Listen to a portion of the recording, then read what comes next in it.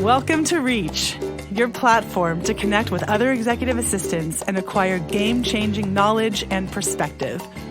Reach is designed to inspire your workday, guide you through pivotal moments in your career, and transform you into the executive assistant you've always wanted to be.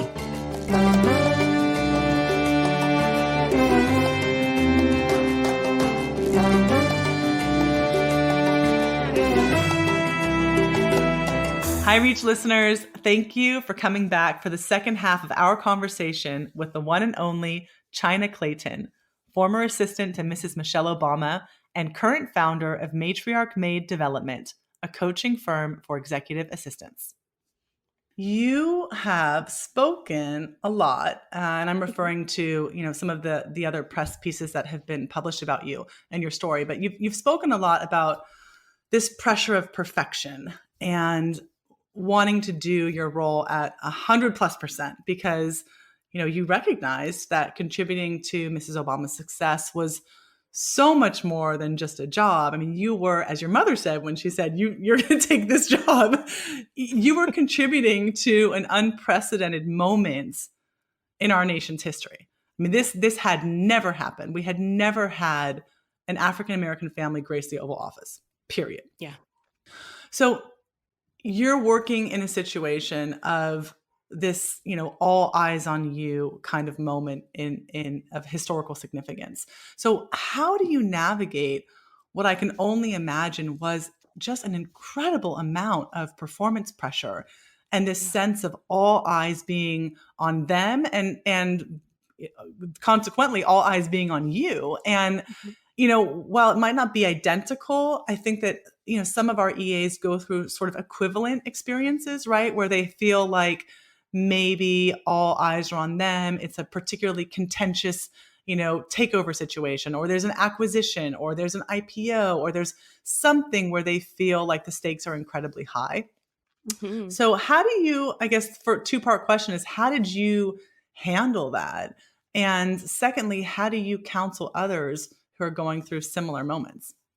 Yeah. I knew that we had to get it right? That there was no room for error because, like you said, eyes were on us, but in a way that they had never been before. And if there were ever going to be another Black person in the highest office of the land, this Black man had to get it as close to perfect as possible. Mm-hmm. And so striving for perfection just became even more so of my norm. Being Black, we're always taught to strive for perfection or be twice as good, or you have to be twice as good. And so, working in the White House under the first African-American administration, it just always pushed me to work as hard as I could. There was this added pressure because our every step and misstep, it mattered, not only for the sake of the country, but also for my culture. And so I never wanted anything to distract from their messages, and the work that they were doing.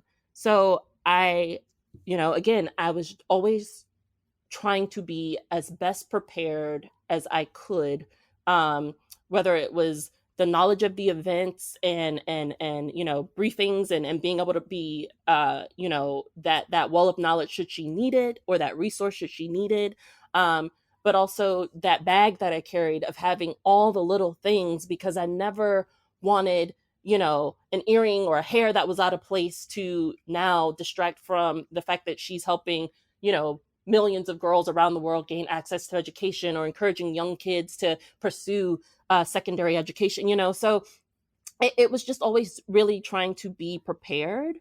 And I think the key to navigating it, though, you have to give yourself grace and try not to be too hard on yourself, and learn from your mistakes and not make the same mistakes twice. I understood that we were human and we are bound to make a mistake here or there.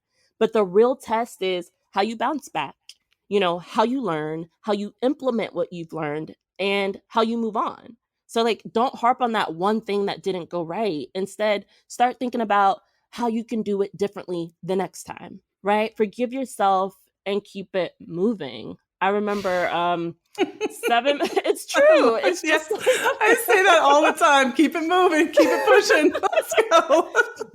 It's so true. Yeah. You know, it is so true. Um, I was like maybe 7 months into the job, and I sent Mrs. Obama out on stage too early for a speech.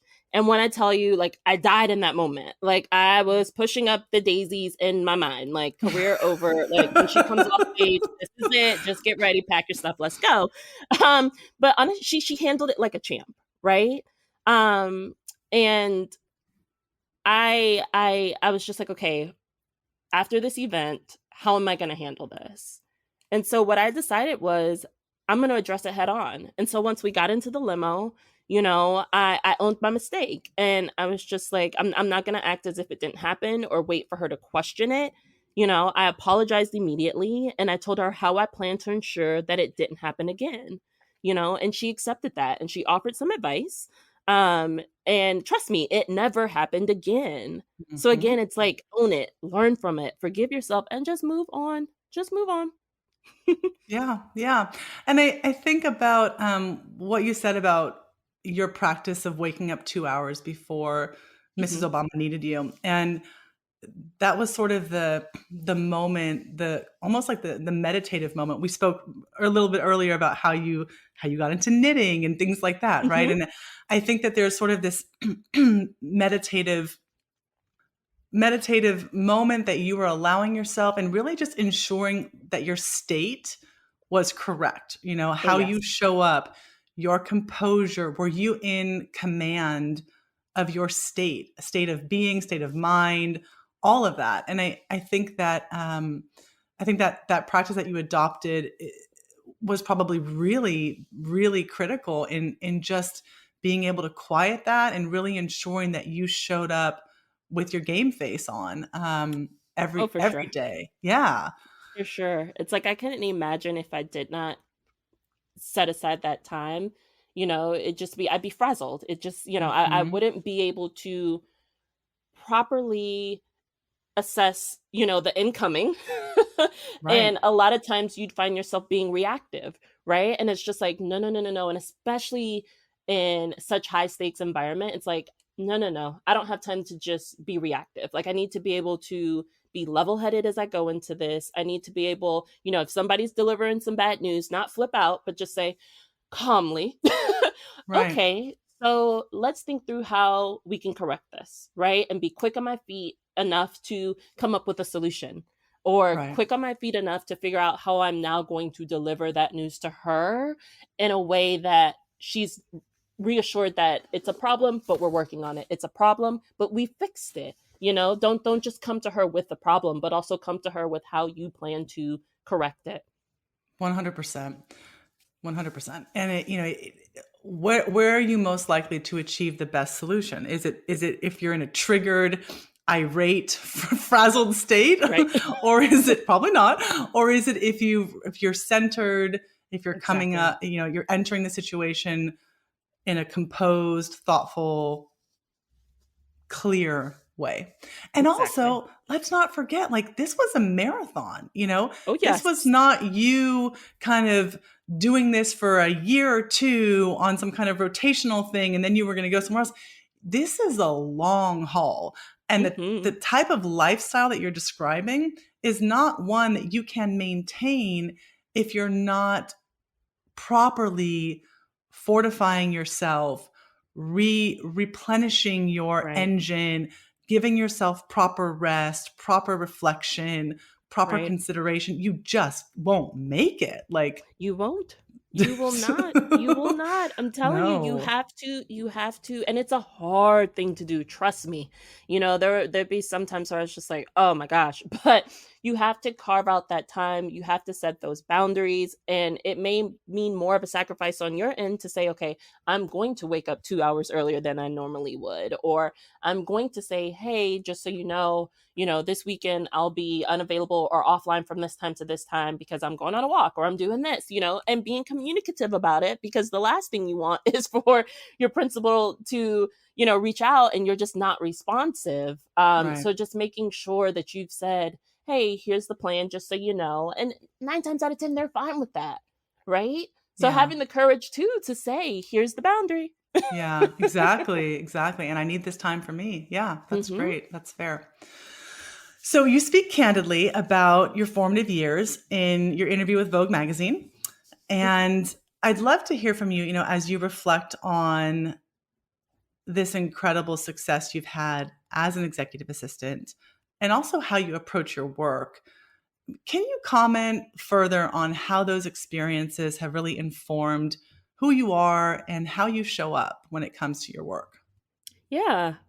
So I grew up in a single parent household, and my father went to prison when I was 3 years old. So my mom had to bear the weight alone. And she worked the graveyard shift so that she was able to drop me off and pick me up from school every day. And then every night she'd, pack me up and take me over to my grandmother's house. So honestly, I got my work ethic from my mom, right? My level of care and thoughtfulness, my preparedness, that attention to detail, that all came from observing her. She taught me, everything was in the details. I remember she would make me rewrite homework assignments, literally start Mm, over. mm, If she could tell that I rushed through them, right? Or if my handwriting was off, or if I didn't erase something good enough. And mhm. in that moment, I'd just be like, oh gosh, are you serious? But it taught me to have patience. It taught me to take pride in my work. My mom is my day-to-day inspiration. I saw the sacrifices that she was making for me, and so, I knew what support felt like. And she would often go without so that I could have. Um, I like to say she did the opposite of what they teach you in the airplane safety videos, right? Like she always put my mask on first before hers. She did, Yeah, and yeah, and I yeah. feel like assistants are required to do so much of the same, right? You are always thinking about someone else before yourself and always anticipating someone else's needs before your own. And it's funny, Mrs. Obama jokingly calls me her mom, and it's like it all makes sense now. I'm like, "It makes sense. You're absolutely right, because 'cause I'm thinking about you. Like, you're my child. I am taking care." Yes. Oh, yes. That's priceless. Well, Mhm. speaking of Mrs. Obama's mom, she was an executive assistant. Yes. Yeah, I Oh, loved yeah. learning that. I loved learning that because I feel like, and this is just me clearly projecting, speculating, but I feel like clearly she understood what that meant, what kind of Yeah, sacrifices a person goes through for their work and for their principle when they choose that as their career path. And absolutely. she saw that. She grew up around that, like Oh, yeah. that was really meaningful. Yeah. Well, I also am a matriarch made woman, China. So I Yes. I read your story, um, and I so much of it resonated with me. I mean, obviously everybody has differences in their circumstance, but I was Mhm, raised by a single mom, and father was nowhere to be found. So mm, I definitely appreciated just the incredible reverence you have for your mother and the nod, and regard and just genuine appreciation for what that is. I don't think that unless you've lived that life, like what a single mom goes through is just like, mhm. man, it's a whole other thing. And Tell me about it. talk about the long run game, like talk about endurance and Oh, yes. managing for the long run. Like it is a marathon. So I loved that you call your company Matriarch Made. I have to assume that's a nod to your mom. It But is. yeah, it's lovely. So what is entailed in supporting a celebrity or somebody so high profile? I mean, we talked about this a little bit in terms of like that little bag of tricks that you had, and Mhm. not wanting to have really anything that people could say about them that would take away from the mission or what they were trying to Right. accomplish in that moment. But what can you share with us about what's involved in supporting someone so visible that's whose life and whose comings and goings are literally on the tip of everyone's tongue. It's on everyone's brain. It's on everyone's television set. It's on everyone's breakfast table in terms of what Yeah. they did and where they are. What does that mean in terms of supporting, and somebody that has obviously such like a rigorous need for security but also privacy, Mhm. How do you balance all of that? Yeah.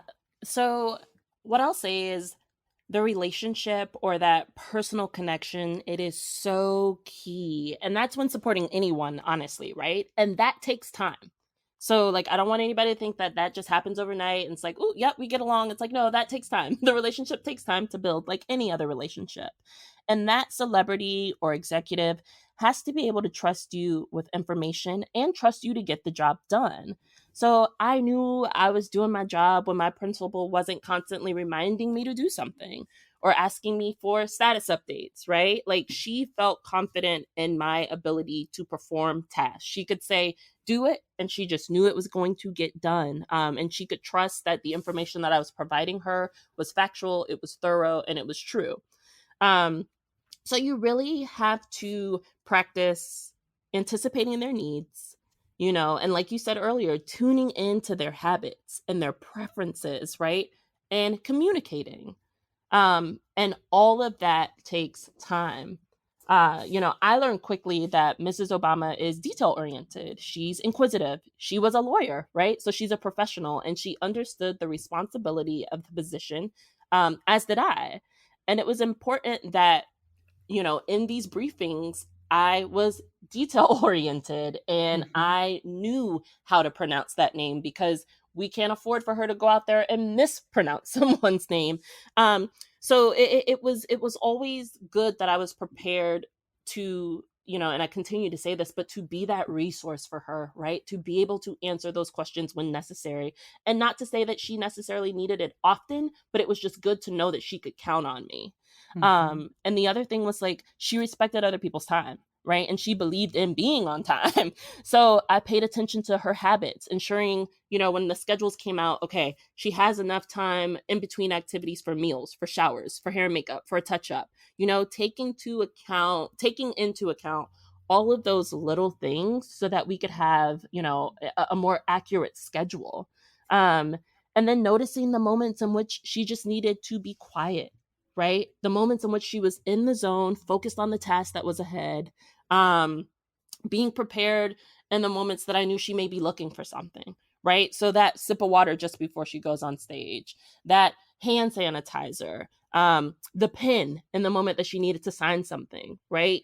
Um, and so I think it was really being in tune and paying attention to your principal and their preferences. And, sometimes you may, especially in the beginning, need to ask questions. How do you like this? Do you prefer this? Because sometimes people don't know what they like and they don't know what they need and they don't know what they want. Mhm. So you got to be able to pull those things out of your principal, so that you're set up for success, right? So that you know what their expectations are of you.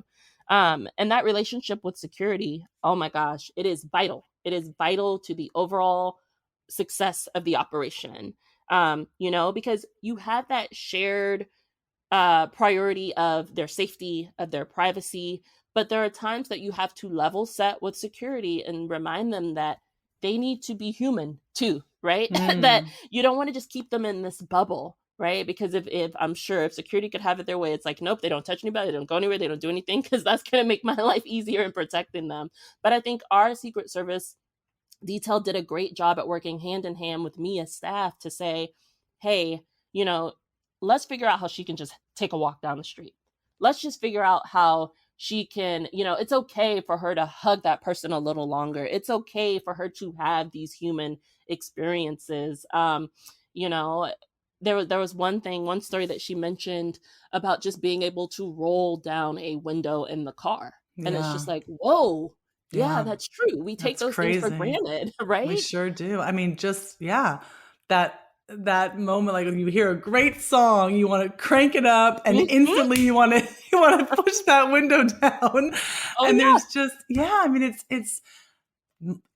it's staggering the Yeah, amount of adjusting life adjustments that have to happen, and that will have to happen for her forever, right? It's right. not just while she was in the White House, it's for the rest of her life. and Exactly. and also for you, like the implications for you as an assistant. I think that's a hard thing for people to process, even people that support CEOs of really, really, really high profile organizations. They don't necessarily still have to contend with the same level of planning. For you, for Mrs. Obama to quote unquote take this stroll around the block, I imagine there was a whole bunch of additional considerations and Oh, cascading yes. of of requests, change orders, demands, what you name it, that had to Mhm. be done to get that to happen. And very few people live in a world where even something as mundane and basic as Yeah. taking a stroll has to be pre-planned.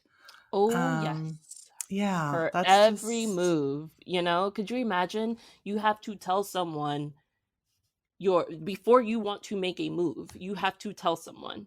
And right. it's just like, oh man. Oh man, like it's a huge sacrifice. And my hat's off to anybody who ever wants to run Yeah, for president, or but it really is. It's a huge sacrifice that they make day in and yeah, day out. yeah. So we talked a little bit earlier about how you've credited your mother as one of your strongest mentors. Mhm. You've also credited Miss Obama for helping you to really just instill a level of confidence and self acceptance. Can you share more about the power of her mentorship and how it's impacted you in your career? Oh, of course. I see mentorship uh, as an opportunity to invest in yourself or in someone else. Being a mentor affords you the chance to pay it forward, right? By imparting what you know or have learned, so that people aren't stifled by the same things that stifled you along the way. And so my mom prepared me for life's obstacles. And I think, Mrs. Obama was there to guide me through navigating them. They would both give me, career advice and, of course, personal matters too.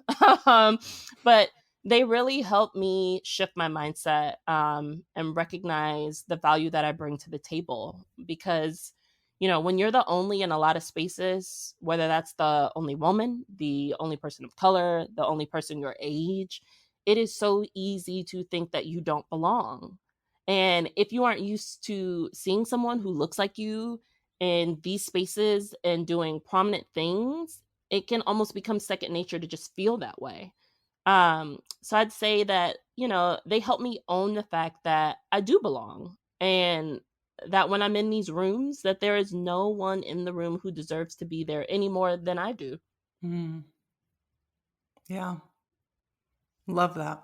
You mentioned a story or an anecdote about how you felt a need to divulge to Mrs. Obama that your father was in prison, Mhm. and that your impetus for that was that you just wanted to avoid anything coming Yeah. out that could possibly cast shade on them in any way, shape, or Yeah. form.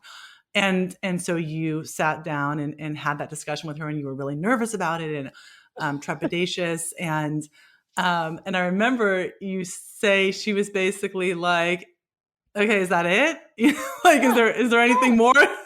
Seriously, she's just like, "Who doesn't know somebody who's gone to prison? Like, stop it." And I was just like, "Oh, really?"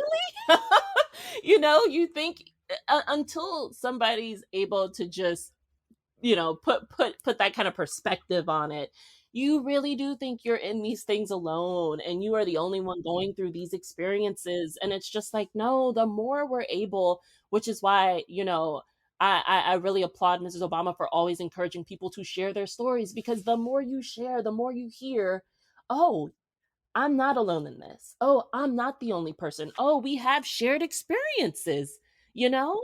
And that helps to bring you closer together to people. That helps to have more empathy towards people. Right. And that's the thing is like I think that's such an incredible gift as a mentor is to teach you that you don't need to carry this shame, Oh, like, yes.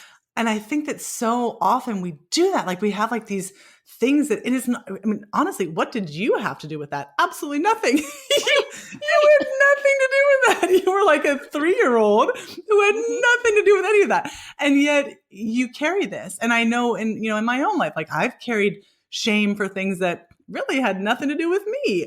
Yep. And I think like what a liberating gift and message to just take that burden and say, that's not your burden to carry. Like, go ahead now. Yeah. I'm gonna take this. I'm gonna take this. You can leave this luggage right here. I've Mhm. got it. Don't need to carry this bag of, shame around anymore. I just loved that story. I just thought, what an incredible teaching moment and really like gift for you to have for the rest of your life. Like Yeah. I Oh, yeah. loved that. So speaking of lessons, what are if you could summarize the top three, because I'm sure there's a million, but if you could summarize the top three takeaways or lessons that you're taking with you from your time with Mrs. Obama, Mhm. what would those be? The power of preparedness. Um, Always remembering to maintain composure and keep a level head. Um, oh, and you know what? As cliche as this may sound, to always lead with kindness and think the highest thought. That has gotten me so far in my life, not only career, but in my life. It's just like, just be kind. It doesn't hurt you to be kind, regardless of what you may be going through on any given day. It's like Tabitha Brown says, it's like, don't you dare go mess up anybody else's day. It's like, no, whatever you're dealing with, keep that to yourself, but be kind. Yeah, yeah, yeah. I love that. Yeah. What was your biggest pinch me moment? Ooh. Um, Honestly, I think it was when she told me that she planned to write about the importance of assistance and include my story in her latest book, The Light We Carry. And for the listeners, if you haven't read it, get it, read it, know it, and you'll have a glimpse into the deep well of knowledge that I've benefited Mm, from for so many years. Because as an assistant, we are often the people behind the scenes, right? And we're lurking in the shadows. And so for her to recognize the importance of my role as her assistant, I mean, it doesn't get any better than that. I cherish that dearly. There was also a moment where I remember just before her becoming book tour, I was going back and forth about what I wanted to do with my hair. And I told her, I was like, I want to get a protective style. I want to get faux locks. And so essentially just something that was easy to maintain, something that, I'm not having to put heat on my hair every day, not mhm. having to spend so much time dealing with hair just because, this was a fast moving tour. Um, and I told her, I was just like, but it's not professional enough. And she stopped me. She stopped me dead in my tracks, and she's like, "Says who?" And I'm like, Mm. society, the workplace, like, I know I've heard this, right?" And she goes, "Your hair does not dictate your level of professionalism. You do." Ugh, And she's like, yeah. "Don't ever let someone tell you your hair isn't professional." She's like, "I'm your boss, and if somebody's got a problem with it, you tell them to take it up with me." And in that moment it hit me. It's just like, yeah, there's another way to be in this world other than what the world dictates to you. What a takeaway. Yeah. Yeah, like, Yeah. yeah, I feel I have that, like the hair standing up feeling. It just like there's just so many of those stories. Mhm. That's again another gift. As we transition into what's next for you, I'd love for you to share with our listeners what your vision is for Matriarch Made, which we mentioned is the consultancy that you've started for really Yes. empowering assistants. So, would love to understand, what is the impact that you hope to have on others, and also what sorts of services you offer, Mhm. and who makes a good candidate to work with you. Yeah. So Matriarch made, as we mentioned earlier, it is named in honor of the matriarchs of my family, right? So my great grandmother Margaret, my grandmother Mildred, and then my mother Doris. And so, these are the women who paved the way for me to become the woman that I am today. And so my hope is truly to change the narrative, not only on how we as assistants and administrative staff view ourselves, but also how the outside world views us. I want to eventually create a platform where we can build community and create this network for assistants, a place that we can share lessons, find resources, build upon our skill set. It's still shocking to me that assistants are one, entry level positions, and that there's no real training, no schooling, nothing dedicated towards our line of work. It's all just sink or swim. So Mhm. I'm working on designing a program to hopefully correct that, because we are often Renaissance women and men. We're the problem solvers, critical and forward thinkers. We're crisis managers, accountants, counselors, confidants, like you name it. And Mhm. our roles are so much more elastic than the word assistant can even encompass. So, I want us to stop seeing ourselves as just assistants, because we are so much more than that, sorry. And if we do our jobs, and if we do them well, then the people we support can perform at their best. Um, I also, I want to debunk the idea that there's something wrong with anyone who wants to be a career assistant. Like, you can pick up on so many skills from those who you support and become an invaluable asset by being a career assistant. And on the flip side, there's also nothing wrong with wanting to grow in or beyond that position. But you just need to make sure that from the start, that you're planting those seeds with your employer, and making sure that they know what your goals are, so that you're not overlooked when it's time for promotion, and good candidates. So I'd say a good candidate for Matriarch Made, that would be people interested in the field, anyone currently in the field, who's just looking to enhance their skill set, and employers who are looking to invest in their organization. We offer assistance training and coaching, resume building, interview prep, access to organizational tools. We help family offices and startups and nonprofits by laying the groundwork for a steady foundation, and by way of assisting with like development of job descriptions, employee handbooks, org charts, performance feedback, like all of those building blocks for creating a company culture that promotes transparency, accountability, and ultimately respect. And my hope is to also offer some more HR services. Like, I'm currently in the process right now, of getting my associate professional in human resources certification. So, like, Mhm. really trying to do this thing. Yeah, it sounds it, and I love hearing you talk about your vision for this and the goal of empowering people and elevating them and how they think Hmm. of themselves. And you used a word, you said our roles are so elastic, and I Yeah. love that. I've never heard it Yeah. described in that way, but it's such a great description for the kind of breadth and Yeah. complexity and scope that EAs are required to navigate. And of course, you're preaching to the choir here. And I'm like, yes, China, preach. That's it, because it really, like, there's such a need and an outcry for validation in this field, and it still just never fails to make me feel sad that people Mhm. in this such people that are doing and functioning in such a vital way still feel such a need for external validation because Oh, they're yes. not getting it. Because Yep. there's not everybody gets to get a chapter or an acknowledgement in a book. Right. And we actually, this is funny, Yeah. we had an article that came out recently in Business Insider that talked about us and our work and placing high-level executive assistants, and why executive assistants are important.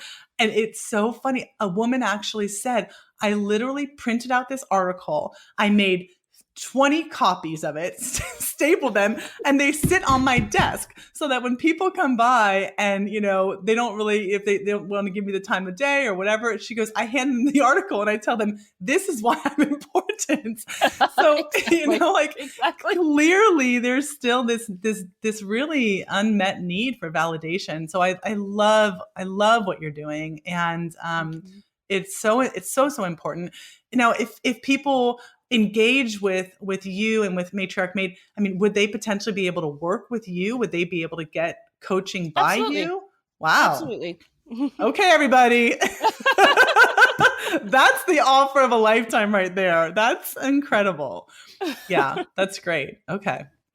Well, we will, as I mentioned, link in our show notes, but it's www.chynaclayton.com for more information. In Chynna, you have your name is spelled Chynna, and then Clayton, Clayton. Just want to make sure we specify that.